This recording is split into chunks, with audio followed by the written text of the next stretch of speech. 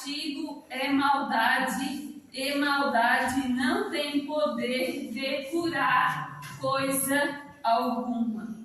Pense na doença como uma professora de seu aprimoramento espiritual, como alguém que veio salvar de um caminho perigoso em que você se conduzia e não percebia que estava prestes a cair no precipício. A doença é o caminho que poderá levá-lo a uma vida mais saudável e feliz, desde que não mergulhe nas águas da revolta e do desespero. Você acha que Deus não está interessado na sua felicidade? A palavra vingança não existe nos códigos divinos. Deus nos ama, sobretudo quando estamos frágeis e precisando de ajuda, como agora. Qual o pai amoroso que não faria qualquer coisa para resgatar o filho em perigo? Jesus se apresentou para nós como o bom pastor, o pastor que nos conhece e que está disposto a dar sua vida por nós. Jesus sabe até a quantidade de cabelos em nossa cabeça e por isso conhece nossas dificuldades do momento. Ele nos acompanha atentamente e deseja aproveitar as tempestades de agora para lavar nosso coração da raiva, da vingança, da mágoa, da tristeza e do medo. Se continuássemos sujos, não suportaríamos o peso das nossas próprias mazelas. Os problemas, em geral, procuram nos arrancar da loucura do mal, proporcionando-nos um choque que nos desperta para as coisas essenciais da vida. Você está disposto a aceitar a ideia de que a doença é um mal muito menor e necessário para impedir os grandes males que aconteceriam se você continuasse vivendo na loucura? Obrigada a todos.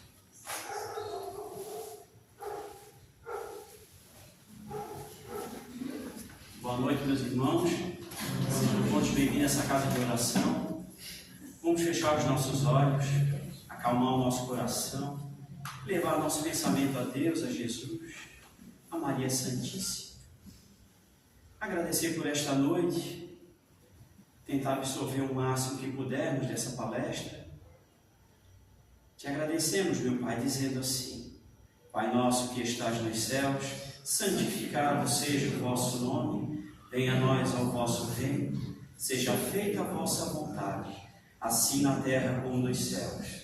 O pão nosso de cada dia dai-nos hoje, perdoa, Senhor, as nossas ofensas, assim como nós perdoamos a quem nos tem ofendido. E não deixe-nos cair em tentações, mas livra-nos, Pai, de todo mal, que assim seja. Sendo assim, damos por aberta a palestra dessa noite. Seja bem-vindo, nosso irmão Wilson. Obrigado. Que Deus abençoe. Obrigado. Mais uma vez, boa noite a todos. Boa noite. Uma alegria estar aqui com vocês. Primeira vez que a gente chega nesta casa, mas com muita alegria. Nós trazemos um rancho fraterno da casa que nos abriga, lá no distrito, no bairro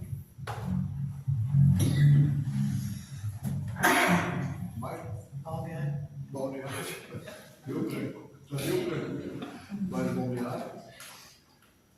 Sinto-se abraçados por toda aquela nossa turma.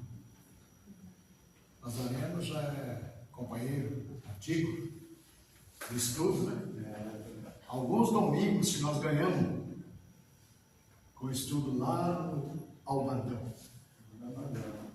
Coisa muito boa.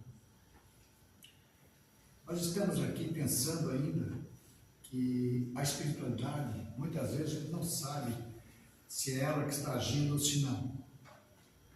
Mas quando a gente chega com o tema,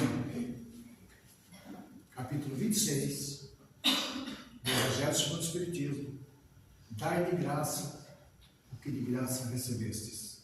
E aí vem a leitura inicial, faz uma leitura dessa aqui, do médico Jesus. Nós vamos pensar o quê? A espiritualidade não age? Porque se tivesse que só falar isso que eu estou falando agora, já parar, parece que estava feito, né? Com a leitura que foi proferida aqui na frente. Falando das curas de Jesus, que é o que nós vamos falar. Falando que a doença é provisória, que é um mal necessário para todos nós. E antes da doença do corpo, nós temos que pensar muito bem na cura do espírito. Porque tudo parte dele. O espírito é o comandante. O corpo é o que enxuga aquilo que o espírito expele, para nos deixar melhor para o amanhã. Esse capítulo 26, ele nos fala, como eu falei, como eu disse, das curas que Jesus proferiu. Cura através da mediunidade. Tanto na época de Jesus como hoje, mediunidade é a mesma. Não muda. Só que os médiuns devem saber, devem compreender que a cura proferida por eles depende de alguém. Esse alguém é. Quem são eles? Os espíritos. Porque se não houver espírito, não existe médium. Não é assim? Eu sou médium, intermediário, quer dizer, como dizia Kardec, como disse Kardec, médium é um intermediário. Eu sou médium. Se tiver espírito, nós somos médios. Se não tiver, nós não somos nada. Por isso, ele orientou os seus pupilos lá naquela época, seus apóstolos, seus discípulos que auxiliavam nas curas, né, dos doentes, a não cobrarem pelo que eles faziam, porque eles receberam esse dom gratuitamente. É isso que Jesus disse: dai de graça, que de graça recebestes. Infelizmente, hoje ainda, 2000 anos depois, a gente ainda vê pessoas que não estão na casa espírita, não são espíritas, mas que têm o dom mediúnico e cobram pelos seus afazeres. Cobram pelos seus afazeres. Não tem nada com isso. Cada um faz o que deve fazer e está no seu momento, na sua compreensão. Mas o médium espírita que tem o dom não vai cobrar de ninguém. Aliás, na casa espírita tem um negócio, uma coisa muito interessante. Daqui a pouco, eu já vi aqui que vai ter passe. Às vezes o médico que vai lá da passe, que o passe geralmente, quase sempre, para não dizer sempre, na casa espírita ele é misto, é o médium e mais seus espíritos. Ele nem sabe que é médium de cura. E vai dar o passe e cura sem saber que está curando. Olha só, ele tem o desejo, claro, mas ele não conhece as suas habilidades como médium. Muitos, alguns já sabem o que estão fazendo. E aí nós vimos um exemplo muito claro nas nossas benzedeiras, que ainda tem muita benzedeira, né? Eu, por exemplo, recentemente, fala de mim, fui curado por uma benzedeira lá de Criciúma. Olha só. Porque era um cobreiro. E o cobreiro, a medicina ainda não... Ela, hoje, nós estamos vendo aí umas colocações sobre a herpes, né? Herpes, não sei o que. Isso tem um tratamento, mas é longo. É o cobreiro antigo. E ele é longo. Por isso que a gente costuma dizer, e os doutores da medicina me desculpem, a gente costuma dizer, médico não cura cobreiro. Quem cura é só a benzedeira. Em 3 dias, sem ser presencial, por telefone, eu estava sendo cobreiro. Mas ela usa uma tática que é toda dela, por falta de confiança no dom que ela tem. É um carvãozinho, as benzedeiras usam, é um raminho de verde, um raminho de um galinho verde, porque elas têm fé naquilo ali, não nelas. Se é um médium espírita, já desenvolveu um pouco mais essa fé, não tudo, porque nós ainda estamos num patamar muito baixo nisso aí, nível muito abaixo do que precisamos estar. Mas se é um espírita, um médium espírita que está curando, ele já sabe por quê. Está curando, como está curando. E essa benzedeira ainda acha que é o carvãozinho que vai curar o cobreiro. Não é a fé que ela tem que ter, não é o dom que ela tem. Mas está no tempo dela. Como todos nós já passamos por todos os tempos, chegamos num patamar que nós achamos que é um pouquinho melhor, mas não é nada melhor do que ninguém. Vai ser melhor quando a gente compreender que o outro está no lugar certo, na hora certa, não importa o que ele faça.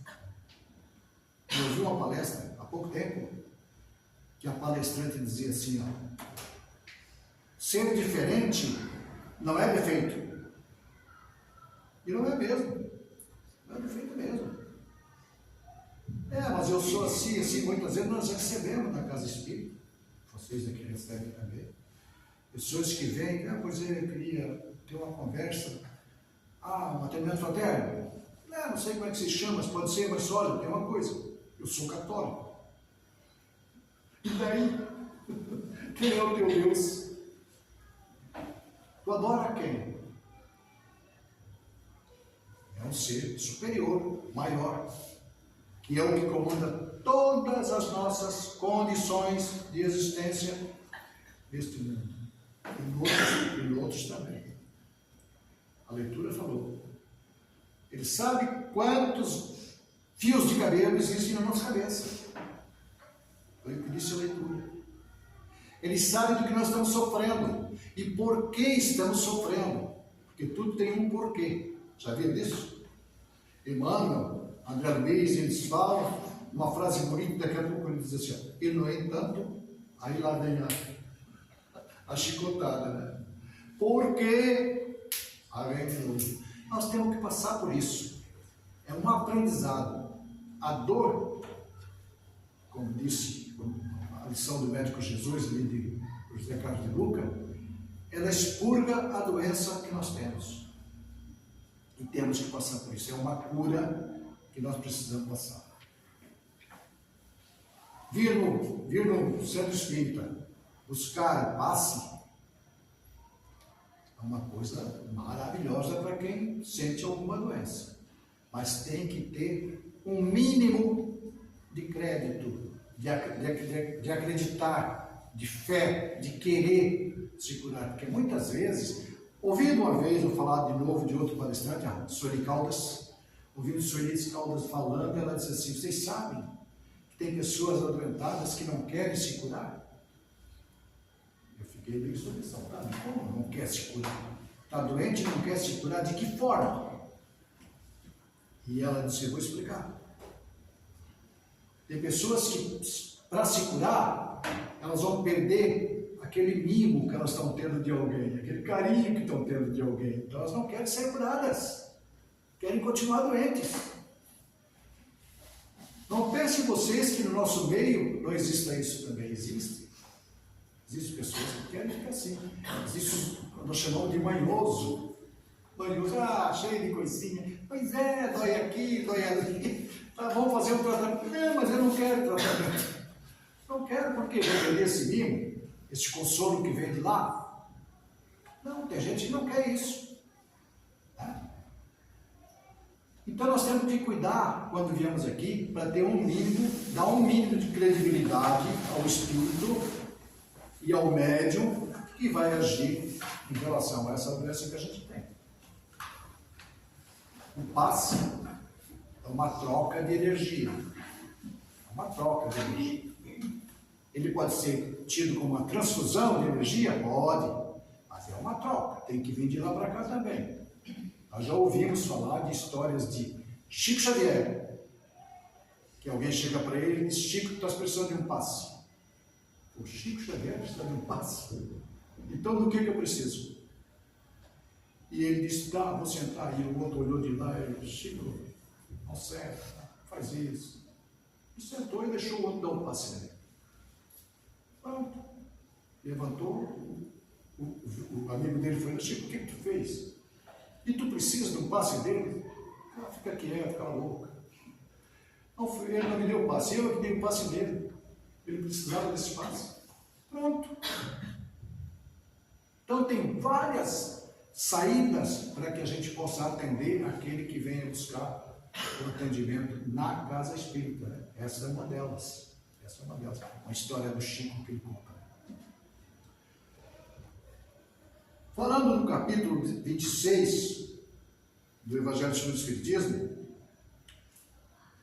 Jesus nos traz aqui explicações através das parábolas deles. Que parábola nós sabemos, é uma alegoria, nós temos que saber extrair o que ela tem de melhor para a nossa época e para o nosso entendimento. Nem todos vão entender da mesma forma. Nem todos. Isso tanto é verdade que as parábolas de Jesus vêm de 2000 anos atrás, fazendo efeito em quem as lê. Mas em 1900 era como hoje o entendimento? Não. Mas ela fez o efeito que devia fazer naquela época. 1800, 1700 e lá vai. 2000 e até hoje. Hoje continua fazendo o efeito que ela tem que fazer nesta época. Mas nem todos sentem o mesmo efeito, nem todos compreendem da mesma forma. Leitura do Evangelho. Quem faz o Evangelho do lar em casa sabe disso. Fala, lê, conversa, troca ideia. Aí daqui a 6 meses está passando por lá de novo. Ué, daqui a data, passei nesse dia aqui, mas eu não entendi dessa forma. Por quê? Nós já compreendemos alguma coisa a mais. Isto chama-se evolução, que é o que nós vamos fazer aqui. Trabalhar a nossa melhora, evoluir. Mas daqui a pouco a gente está desembarcando em outro planeta, um planeta melhor do que a Terra, que hoje chama-se planeta de provas e expiação. E está passando, se transformando agora para regeneração. Será que nós vamos retornar para cá num planeta de regeneração? Ou vamos desembarcar em outro planeta, continuando por provas e expiações? É isso também que nós temos que dar uma olhada, dar uma cuidada, fazer nosso dever de casa, a autocrítica, como dizia Santo Agostinho, né? Fazer a autoanálise, ver o que nós estamos fazendo de errado, como falou o nosso irmão Nazareno ali um pouco. Nós temos que melhorar muito, né? E temos mesmo, mas para isso nós temos que dar o primeiro passo. Começar. Santo Agostinho nos ensina muito bem isso. Chegava no final de tarde, ele escrevia tudo o que ele tinha feito no dia. O que é que eu errei? Onde foi que eu errei? Onde foi que eu prejudiquei? Para no outro dia não prejudicar, não errar mais. Fazer a coisa correta. Então nós temos que fazer isso. Só que temos que fazer de uma forma em que a gente possa se inserir num contexto em que a gente não tape o sol com a peneira. Queira tapar o sol com a peneira. Porque geralmente quando é para nós damos, chega para lá. Não, eu não. Eu orgulhoso? Que orgulhoso? Eu sem paciência? Jamais. Pode me acompanhar aí, eu estou com um carro no trânsito, que é o maior perigo, né, da paciência, é o trânsito. Pode me acompanhar para ver se eu não tenho paciência. E vão ver que eu não tenho mesmo. Não tenho mesmo. Porque no trânsito também não dá para ter, né? Cara, faça o meu favor. No trânsito não. No trânsito. Outras coisas sim, no trânsito não.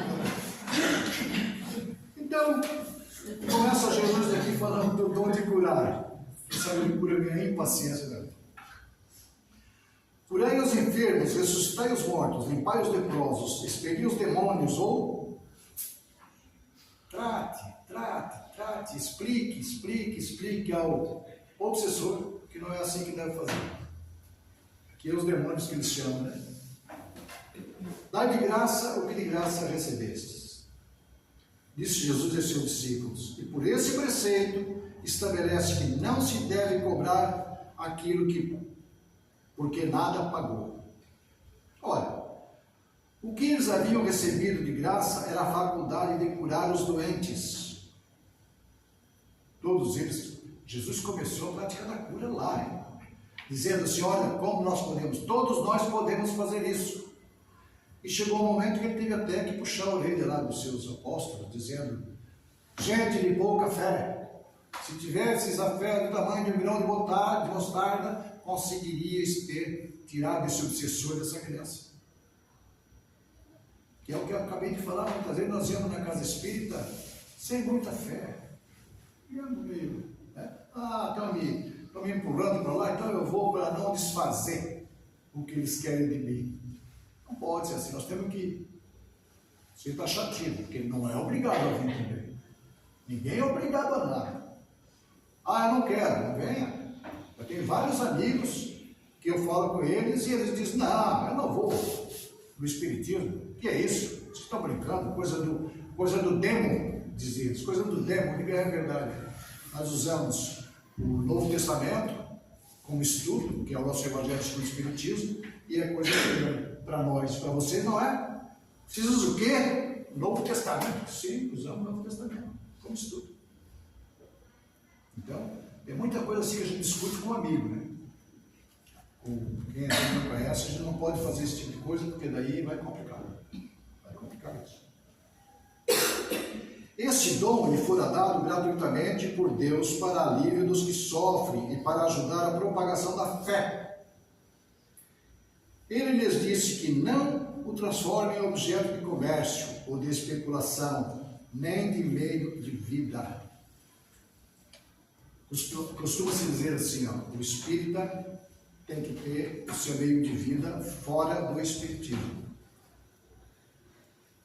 Vá lá, trabalha, ganha o seu salário e depois, se quiser participar do espiritismo, vem e ajuda o espiritismo na despesa que ele tem aqui. Que é muito bom ajudar, porque ninguém pode fazer isso sozinho, né? Trabalhar numa casa e sustentar ela sozinho, com água, energia e tudo mais que tem aqui. Então o espírita não usa o espiritismo para se sustentar. Isso não existe. E é o que Jesus está falando aqui aos discípulos, aos apóstolos e discípulos que lhe ajudaram, lá quando ele começou as curas.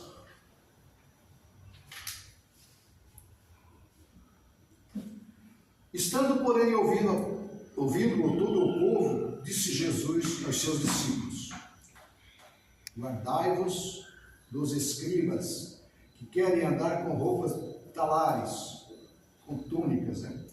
E gostam de ser saudados nas praças e das primeiras cadeiras, gostam das primeiras cadeiras das sinagogas e dos primeiros assentos nos bancos onde eles devoram as casas das viúvas, fingindo largas orações. Estes tais receberão maior condenação. Nós temos ainda hoje muita doutrina que cobram para se fazer prece por outros lá dentro. Engraçado, eu vou falar uma coisa aqui, não para ofender ninguém, mas ainda existe no nosso meio pessoas que pedem para outros fazerem preces por alguém deles. E já recebemos mensagem de pessoas de São Paulo, Rio de Janeiro, Belo Horizonte, pedindo preces por fulano que está no hospital tal. Eu não conheço esse fulano. Eu posso fazer prece por ele? Posso. Mas quem é que deve fazer a prece melhor que eu? Aquele que está lá, do lado, aquele que conhece. Que quando fizer prece, bota na mente a fisionomia e está enxergando. Isso é o melhor. E ainda mais, muitas vezes nós delegamos o poder para outros fazerem as preces por nós. Como é que fica isso? E aí, o livro do Evangelho segundo o Espiritismo nos diz assim, ó, se for assim, Deus está cobrando a prece pelas palavras que são ditas, pela quantidade de palavras? Não pode. Ele não pode. Então, se necessita de mais palavras, por que pagar só isso? Por que não pagar mais? Se necessita de menos, por que pagar tanto? Nós temos que buscar fazer a nossa parte. Tem alguém que está adoentado, que está acamado, que está passando mal, outra dificuldade também, vamos fazer a nossa prece, sim. Claro que vamos. Vamos mandar nossas boas energias para aquela criatura, para que ela melhore e para que ela se encontre. Que ela encontre o seu próprio caminho. Porque muitas vezes nós esquecemos de uma palavrinha depois da prece. Mas que seja a vontade, que seja feita a vontade do nosso Pai, do nosso Criador. Porque tudo é pela vontade do Pai. Às vezes, a criatura está numa condição de partir naquele momento, que está ao redor dificulta. Pelas energias que voltam ali, dizendo, não vai já, eu não quero me despedir de ti agora, não parte agora. É a hora. É a hora da pessoa. Claro que nós vamos sentir. Quem é que não sente? Nós somos seres humanos. Vamos sentir, sim.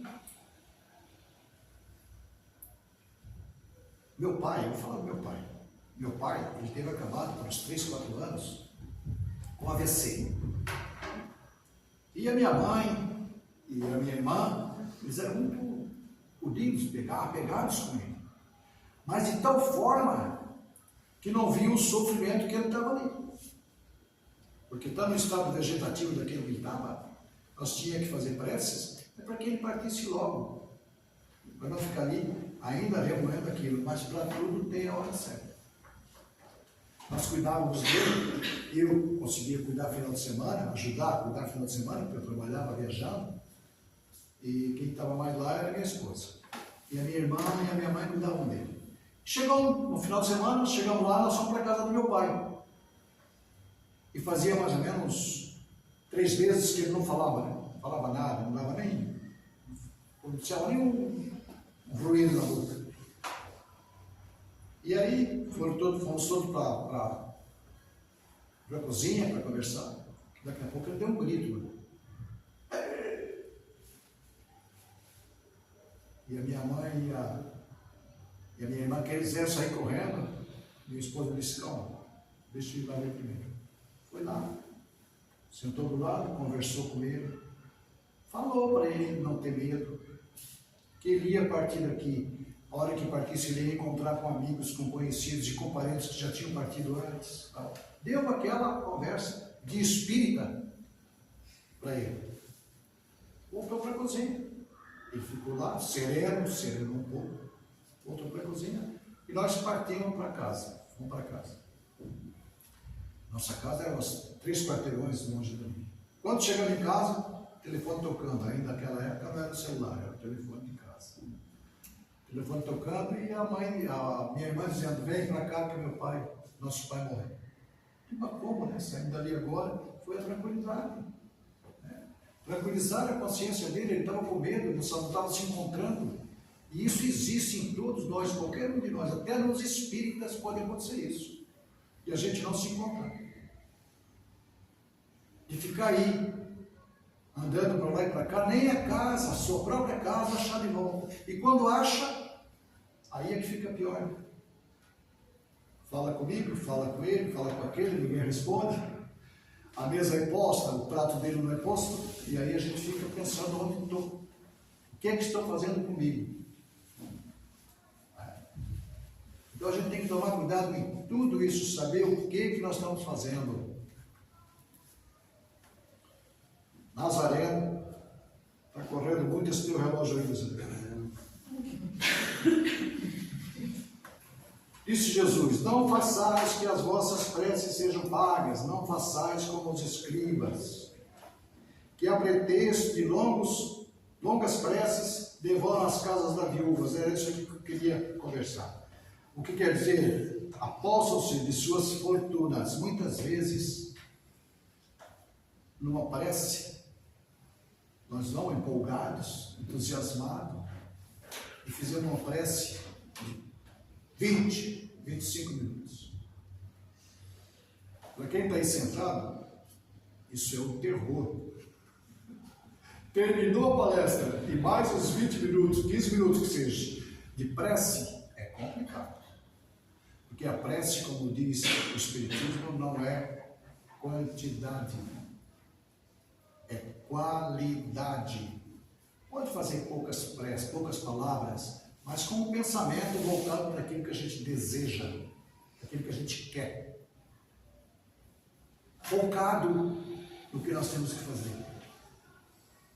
Às vezes a gente fala 20 minutos de uma prece, chega lá, do meio para frente, a gente começa a voltar e repetir tudo que tinha falado de novo. Começa a repetir tudo de novo. Pode ver desses encontros que tem por aí, que nós vamos de vez em quando. Não é chato aquilo lá, muitas vezes? Quem está lá em cima fazendo aquela prece longa, comprida. Ah, mas já era para ter terminado, a gente começa a dizer. Ó, aquilo não pega bem. Nosso pensamento já está distorcido. Não estamos mais ali. Então a nossa prece deve ser, claro, que não é uma prece, não, tem que fazer uma prece decente também, né? E quando a gente não souber falar sobre a prece, façamos um Pai Nosso, façamos uma Ave Maria. Pronto. É a melhor coisa que fizemos. E aí vamos chegar na nossa condição de querer alcançar o objetivo que a gente tem. Cura, mediunidade, preces pagas, vendilhões expulsos do templo, mediunidade que recebemos gratuito. Esse foi o tema da noite.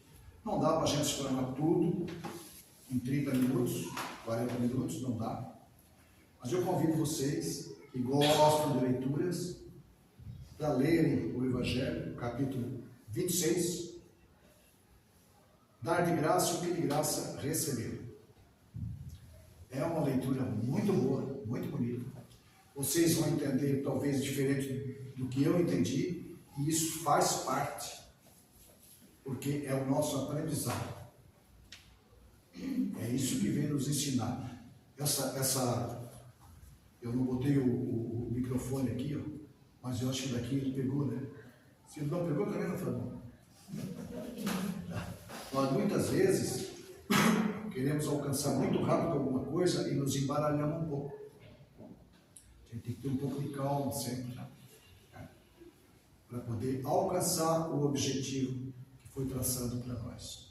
Nosso objetivo, cada um de nós, é uma individualidade, é alguém diferente do outro. Nós temos que estar sempre do lado do outro, tentando auxiliar, mas entender o que ele faz. Porque ele tem as suas características, ele traz a sua bagagem diferente da nossa. Para essa caminhada aqui no plano terreno.